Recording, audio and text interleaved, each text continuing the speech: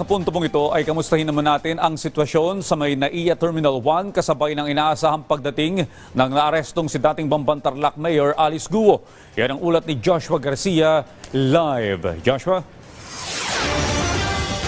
Yes, Audrey, nakabantay pa rin tayo hanggang sa mga oras na ito dito sa Ninoy Aquino International Airport o NAIA Terminal 1 kasabay kung saan nga inaabangan natin ang posibleng arrival ng naaresto na dating Bamban-Tarlac Mayor Alice Guo.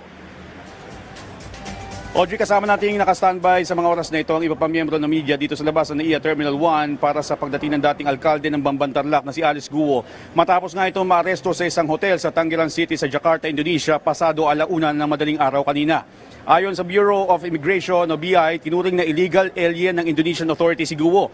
Kaugnay na rin na ipinadalang impormasyon ng BI na may pending arrest warrant ito sa Pilipinas na siyang naging basihan para hulihin ito ng mga otoridad sa Indonesia.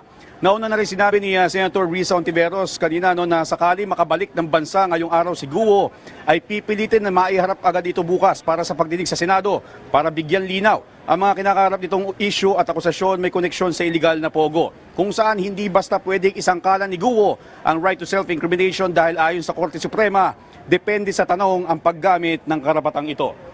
Audrey, sa mga oras na ito ay wala pa naman tayo napapansin ng mga tauhan ng otoridad gaya ng NBI, PNP at ng iba pa na inaasahan nga sasalubong kay dating Mayor Guo. At maliban sa mga sasakyan o ilang miyembro ng media na nakaantabay kasama natin dito. At maidagdag lang din natin, Audrey, kung napapansin nyo sa kalikuran ay wala pa rin tigil ang buhos ng ulan. At ayon sa huling update na nakuha natin sa Manila International Airport Authority o MIAA, ay wala namang flights na na-cancel at may mga nakausap tayo kanina mga pasahero, wala naman na delay sa kanilang mga biyahe sa kabila nga ng bumubuhos pa rin ng ulan kahit na nakalabas na nga ng Philippine Area of Responsibility ang bagyong Enteng. Audrey?